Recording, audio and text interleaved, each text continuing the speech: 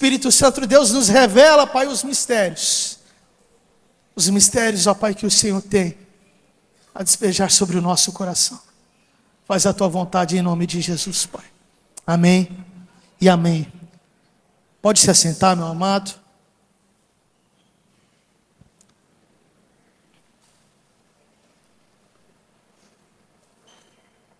Amém. Que o seu coração esteja voltado ao Senhor. Nós passamos uns minutinhos, talvez nós passamos um tempinho a mais aqui hoje, para que a gente possa ministrar a palavra do Senhor, mas que o seu coração esteja voltado ao Senhor. Meus amados, hoje eu gostaria de falar sobre a ousadia desses homens de Deus. Nós acabamos de ler dos apóstolos de Cristo. Obrigado, irmão William. E sobre o propósito do Senhor para a igreja. A verdade é que os tempos em que nós vivemos são tempos difíceis. E não um tempo difícil só porque é difícil de se viver nesse mundo, mas porque a cada dia que passa, a verdade está sendo distorcida. A cada dia que passa, a fé em Cristo Jesus, ela está sendo ridicularizada. E muitos de nós somos pressionados a ficar em silêncio. Nós somos pressionados a ficar calados. E parece que existe um ar de medo, até mesmo entre os cristãos. Parece que existe um espírito de medo tentando sufocar a igreja. Mas nós viemos nessa noite no nome do Senhor Jesus Cristo para declarar algo. Nós queremos declarar que o evangelho do Senhor Jesus Cristo, ele não pode ser silenciado. De que a palavra de Deus, ela não será calada. E para isso nós vamos olhar nessa noite para Atos no capítulo 4. Porque aqui nós encontramos esses dois homens, Pedro e João, que estavam cheios do Espírito Santo de Deus. Eles estavam pregando a palavra, eles estavam realizando milagres no nome de Jesus. E a questão é que esses homens, eles não tinham nenhum tipo de poder político. Esses homens, eles não tinham nenhum tipo de influência social. Eles não tinham nenhum exército a seu favor. Homens iletrados, incultos, homens simples.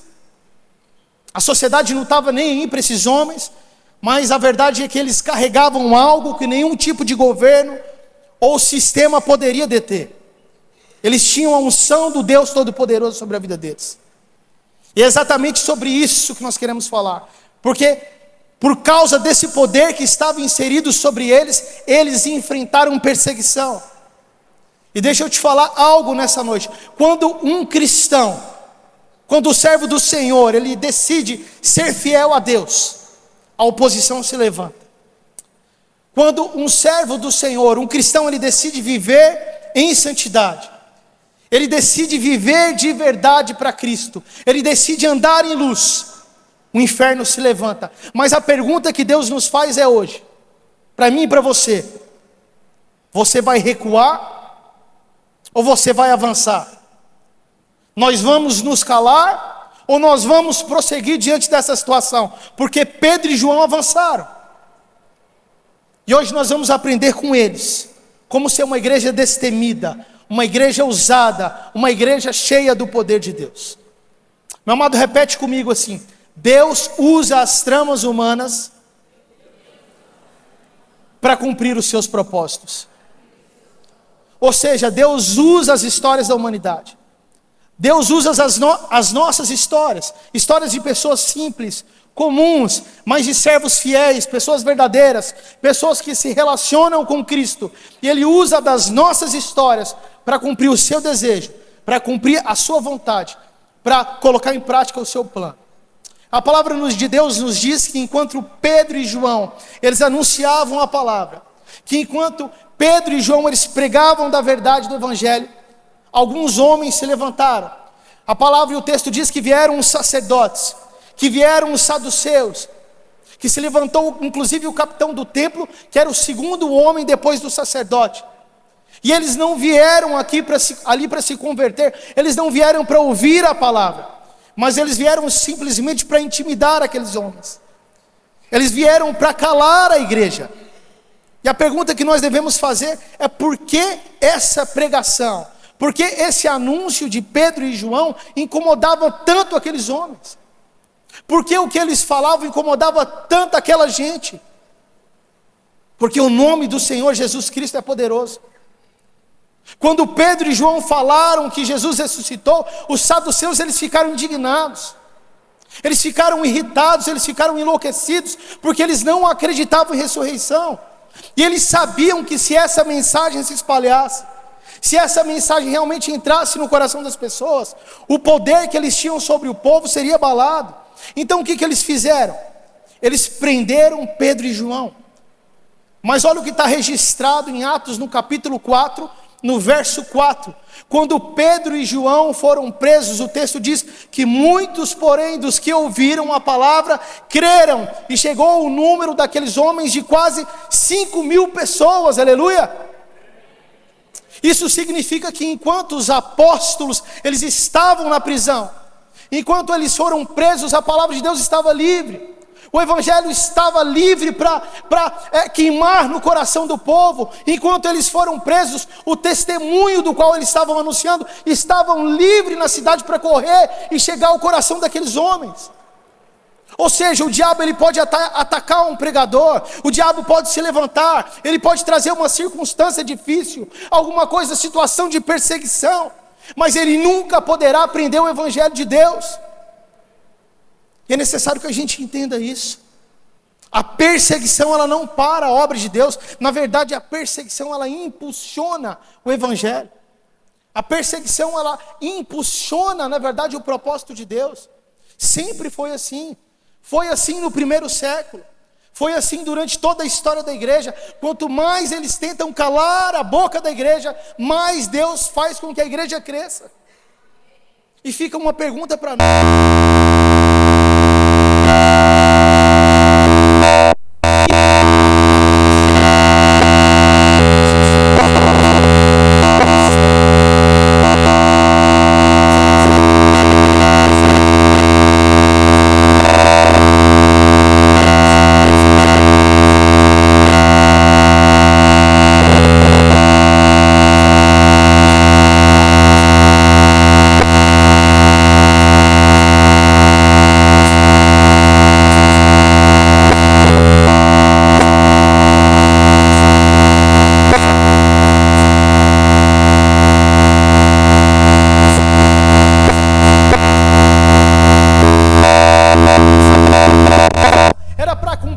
Propósito maior do que as suas próprias vidas, ou seja, o amor.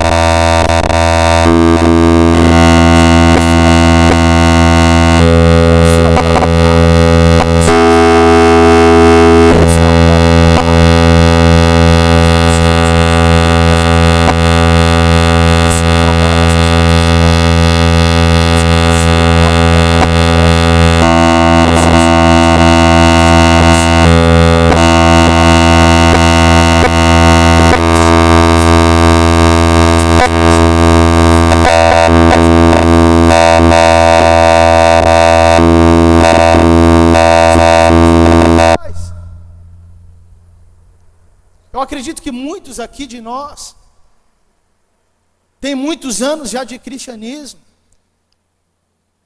muitos anos em que entregaram a sua vida a Jesus. Alguns desceram as águas por muito tempo, frequentam templos e igreja por tanto tempo, têm ouvido a palavra de Deus por tanto tempo, entrado no templo, saído no templo, ouvido palavra. E talvez o seu coração ainda não tenha sido alcançado dessa maneira, não tenha sido impactado. Qual será o motivo?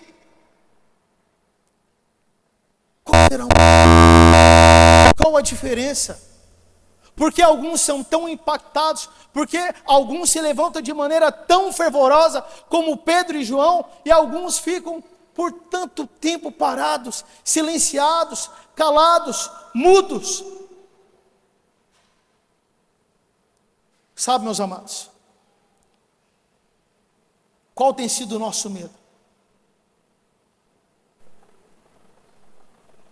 O Senhor está nos perguntando nessa noite, o que tem tomado o desejo do seu coração?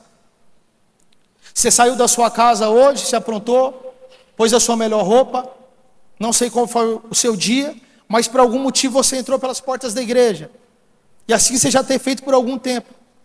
Qual é o motivo de você ter vindo até aqui hoje? Ouvido o pastor Fred pregar? Mais uma vez? Ter cantado algumas canções mais uma vez? Ter passado por essa porta mais uma vez? Sair por essa porta mais uma vez? E a sua vida lá fora, como é que fica?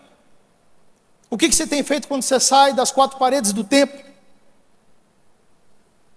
Muitas vezes nós olhamos para as dificuldades, para as situações que se levantam, para os obstáculos que nos impedem de nos levantar, e o inimigo tenta nos convencer de que essas dificuldades ou alguma perseguição simples, que não é comparada a essa aqui, essas dificuldades que os apóstolos enfrentavam, e talvez nos faz pensar que nós estamos no caminho errado.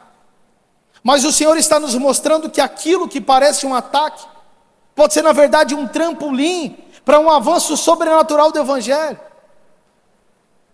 Pensa na sua vida agora, quantas vezes você deixou de pregar, porque você teve medo da rejeição, porque você hesitou de pregar publicamente, ou de perseguições. E hoje o Senhor está falando para nós: eu uso até a resistência, eu uso até as dificuldades, eu uso até as perseguições para cumprir o meu propósito. E o Senhor diz para mim e para você hoje: não tema, porque eu sou contigo. Se você tem enfrentado oposição à sua fé, glorifique a Deus. Se você tem sido ridicularizado por ser cristão, continue firme. Se as portas fecharam porque você decidiu andar em santidade, meu amado, permaneça firme, Deus tem preparado algo maior. O que aconteceu com João e Pedro? É que eles foram presos, mas o número de crentes aumentou. Deus quer nos ensinar que a adversidade, a perseguição, ela não é um fim. Na verdade é o começo para algo maior. Então a gente tem que mudar a nossa visão sobre perseguição, sobre dificuldades. Porque quando as lutas vierem, quando os ataques surgirem, ao invés de perguntar por que isso está acontecendo comigo, eu devo perguntar: Senhor, o que o Senhor deseja através disso? O que o Senhor deseja fazer através disso? Porque a vontade do Senhor sempre prevalecerá. Ousadia na proclamação do Evangelho. Imagine comigo aquelas cenas: Pedro e João sendo presos e sendo levados ao Sinédrio. O Sinédrio, ele era a mais alta corte religiosa dos judeus. Os homens mais poderosos de Israel estavam ali. Eles tinham poder para prender, eles tinham poder para punir, eles tinham poder para julgar. Qualquer homem comum diante do Sinédrio se sentiria amedrontado. Mas Pedro e João, eles não eram homens comuns. Eles estavam cheios do Espírito Santo de Deus, e quando eles foram perguntados: com que autoridade vocês fazem essas coisas? Pedro se levantou movido do Espírito Santo de Deus. Está registrado lá em Atos 4, no verso 10, ele diz: seja conhecido de vocês e de todo o povo de Israel, que em nome de Jesus Cristo, o Nazareno, aquele a quem vocês crucificaram, a quem Deus ressuscitou dos mortos, em nome desse é que este está diante de vós. Meus amados, Pedro olhou nos olhos daqueles homens e disse: vocês condenaram a Jesus, vocês mataram Jesus, mas Deus o ressuscitou, Ele é a única salvação. Isso é ousadia diante da perseguição. E o que estava inserido em Pedro não era simplesmente coragem humana, mas era poder investido dos céus. Era o próprio Espírito Santo falando através de Pedro. A palavra fala que aqueles líderes religiosos, eles ficaram assustados, eles ficaram maravilhados, porque eles olharam para Pedro e João, e eles percebiam que eram homens simples, que eram homens iletrados, incultos, sem um estudo teológico, mas eles falavam com uma autoridade sobrenatural. E sabe por quê? Fala assim comigo: porque eles andavam com Jesus. Simplesmente pelo fato de terem andado com Jesus. E aqui está o segredo da ousadia. Aqui está o mistério. Não importa a quantidade de livros que você leu, não importa quantos cursos você fez, não importa quanto título você possui, mas o que importa é quanto tempo você passa na presença do Espírito Santo. Quanto tempo o seu joelho passa dobrado, quanto tempo a sua boca passa no pó, clamando ao Senhor, andando com Jesus, lendo a palavra do Senhor, se relacionando verdadeiramente com Deus. Se nós queremos pregar com ousadia, se queremos ser uma igreja ousada, nós precisamos andar com Jesus. Se nós queremos impactar as pessoas que estão ao nosso redor, se nós queremos que as pessoas olhem para nós e vejam algo diferente, elas precisam ver simplesmente Jesus. Simplesmente Jesus. Sabe, meus amados, e o Senhor tem falado muito disso nesses dias ao meu coração. Eu estava essa semana, inclusive, ministrando no PG da pastora Marta, com os irmãos, ali na casa do irmão Judas, da irmã Nilda. Nós estávamos falando um pouco disso, de quantas vezes nós fazemos as coisas na igreja, de quantas vezes nós nos levantamos para cantar, de quantas vezes nós nos levantamos para pregar, mas nós fazemos para nós mesmos. Quantas vezes eu estive aqui no púlpito pregando para mim mesmo? Quantas vezes nós saímos da nossa casa para vir à igreja sem compromisso, ou vivemos sem compromisso, cheio de ritos, cheio de fazeres,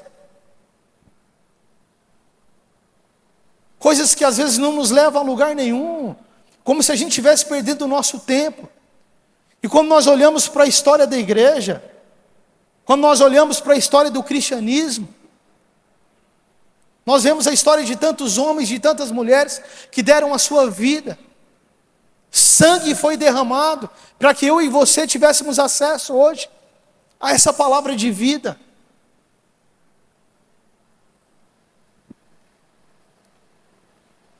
O Senhor Jesus Cristo não importa, ou não se importa, com a questão daquilo que nós carregamos nas nossas casas, de bens, de tralhas, de coisas, com planos que nós planejamos e sonhos que sonhamos, tantas vezes tão distantes daquilo que o Senhor planejou. Nós gostamos de contar histórias sobre o Criador do universo, sobre o Criador do mundo, aquele que soprou o fôlego da vida nas nossas narinas, que nos criou desde o ventre das nossas mães para um propósito. Qual que é o propósito da sua criação? Qual o motivo da sua existência? Qual o sentido da sua vida? Um texto desse, que mostra homens perdendo a sua liberdade, perdendo família, perdendo seus bens, olhando para trás, como disse Paulo, falando isso tudo é esterco. Nós olhamos para a vida desses homens e nos faz perguntar a nós mesmos: que tipo de crente eu sou? Que tipo de cristianismo eu tenho vivido? Eu vivo num país com tanta liberdade para expressar a palavra, para falar da palavra. Eu tenho liberdade para bater na casa das pessoas e falar da palavra. Eu tenho liberdade para falar com os meus parentes sobre o Evangelho. Eu entro na igreja e falo: eu sou salvo, eu recebi a salvação, eu tenho salvação eterna, Jesus Cristo é vida. Aleluia, glórias a Deus por isso. Mas quantas pessoas estão indo ao inferno do nosso lado? Quantas pessoas que trabalham ao seu lado todos os dias estão descendo ao inferno porque não conhecem Jesus Cristo, porque não conhecem a salvação, porque não conhecem o Evangelho, porque nunca ouviram falar da palavra de Deus? E eu não estou falando de rituais, de ritos, eu não estou falando de religião, mas eu estou falando da pessoa que se chama Jesus Cristo. Às vezes nós pensamos que as pessoas sabem, nós pensamos que elas conhecem, porque existem programas de televisões, porque existem programas de rádio. Meu amado, eu não estou falando simplesmente de palavras soltas ao vento, mas eu estou falando de pessoas verem Cristo em você. Eu estou falando das pessoas olharem para a sua vida e verem Cristo vivendo em você, como se o Senhor Jesus estivesse falando através da sua boca, como se o Senhor Jesus estivesse pisando nesse tempo da história, nessa geração, através de você. A palavra diz que nós somos pequenos cristos. Onde está Cristo na nossa geração?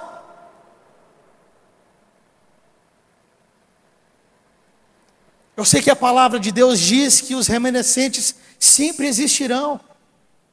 Mas parece que a gente tem mania de jogar essa responsabilidade sempre para os outros. Nós jogamos a responsabilidade para o nosso pastor, nós jogamos a responsabilidade para os nossos líderes, nós jogamos a responsabilidade para que alguém faça, mas qual que é a minha responsabilidade nisso? Será que nós não temos levado? Não vou falar na brincadeira, mas sem compromisso. Isso não começou hoje, e essa falta de compromisso foi crescendo, até que em algum momento talvez nós nos tornamos céticos, insensíveis, talvez em algum momento nós nos tornamos cegos. E o Senhor Jesus, nessa noite, Ele está falando com você. Ele está falando com você, não importa que seja uma pessoa que ouça o chamado do Senhor nessa noite. Existe um chamado do Senhor Jesus Cristo para a sua igreja. Sempre existiu. Ao longo da história da igreja sempre existiu esse chamado. E esse chamado continua existindo. E por mais que o ceticismo aumente, por mais que a apostasia aumente, por mais que as pessoas continuam a se separar de Deus, homens e mulheres continuarão a se levantar. A igreja continuará sendo viva. Homens corajosos ainda se levantarão para pregar a palavra da verdade. Mas a pergunta está sendo feita para você nessa noite. Olha para trás, meus amados. Olha para trás, pode olhar. Olha o número de pessoas que nós temos aqui. Olha quantas pessoas nós somos. Nós podemos continuar vivendo as nossas vidas como se nada tivesse acontecido. Nós podemos continuar a ir para o nosso trabalho, a cuidar da nossa família, a planejar os nossos planos, os nossos sonhos, entrar por essa porta como se nada tivesse acontecido. Ou nós podemos tomar uma decisão hoje e agora.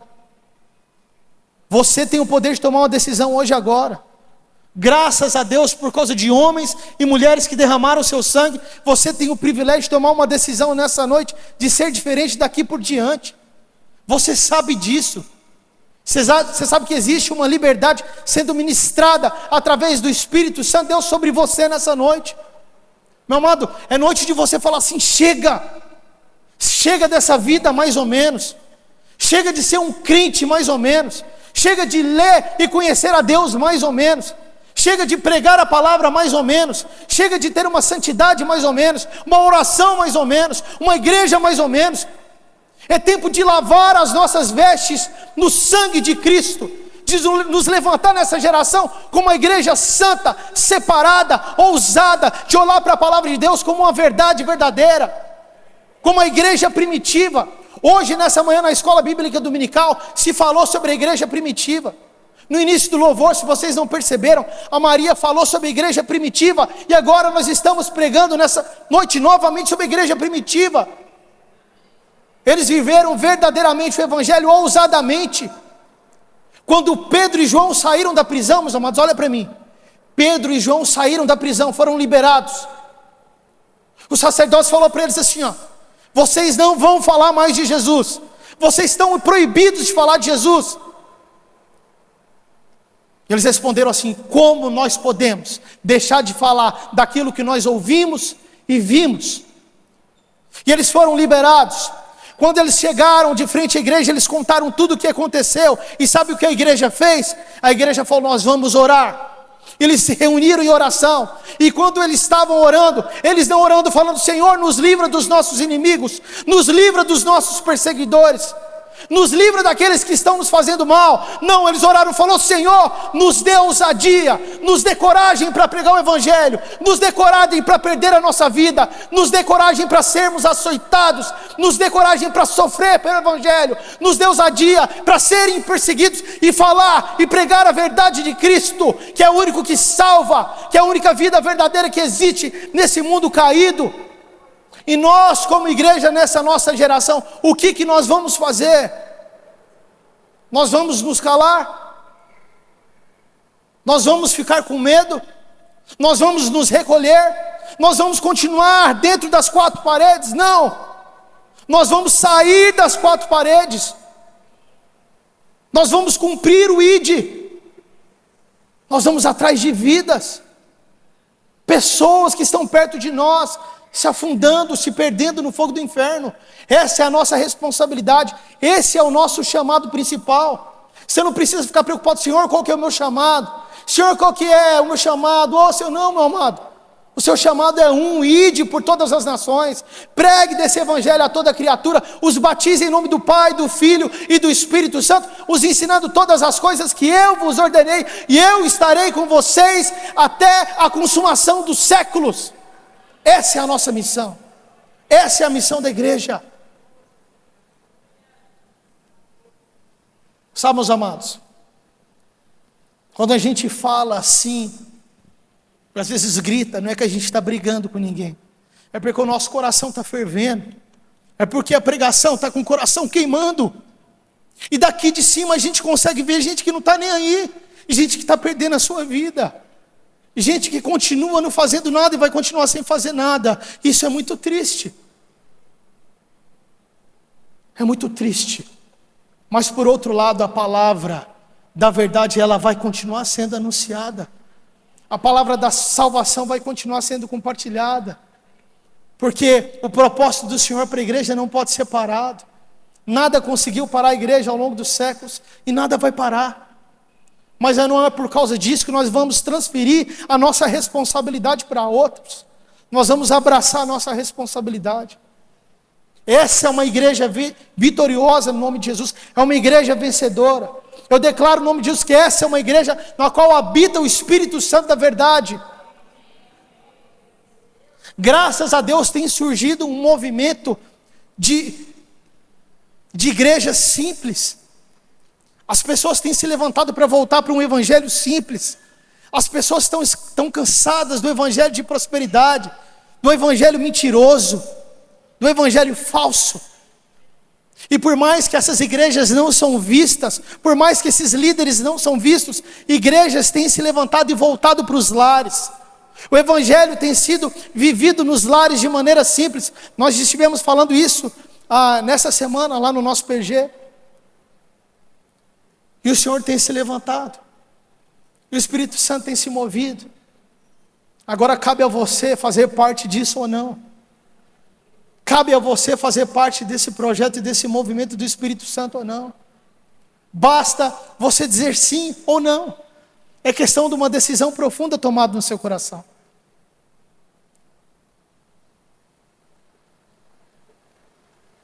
Vamos ficar de pé.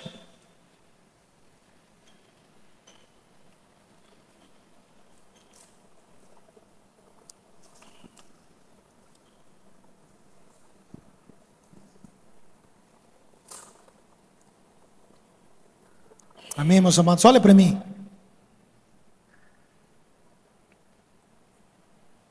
Amém? Meus amados, quando eu olho para vocês, eu fico extremamente feliz. Extremamente feliz pela liberdade, pelo privilégio que nós temos de fazer isso aqui. Nós não sabemos até quando nós vamos poder fazer isso. Cultuar ao Senhor com liberdade. Não sei se amanhã ou depois as portas da igreja serão fechadas. A porta do templo, aliás, porque a igreja vai continuar a proclamar o evangelho. Ou se ao invés de fechar as portas do templo, eles vão colocar um falso profeta para ministrar e pessoas aí para serem enganadas. Mas a verdade é uma só. Não importa o motivo pelo qual você saiu da sua casa nessa noite para vir até aqui. O que importa é que o Senhor Jesus Cristo ministrou uma palavra. O Espírito Santo de Deus ministrou uma palavra. Meu amado, se você sentiu no seu coração que você tem vivido um evangelho raso, um evangelho superficial, se você sentiu no seu coração um chamado para viver um evangelho mais profundo, se o Senhor tem te chamado para viver algo mais profundo, talvez você já sentiu seu coração queimar há tanto e tanto tempo atrás, e não tem sentido isso há tanto tempo. Não deixe isso escapar. Não deixe isso fugir de você nessa noite. Não deixe essa oportunidade ir embora. Feche seus olhos. Vamos orar ao Senhor. Feche seus olhos.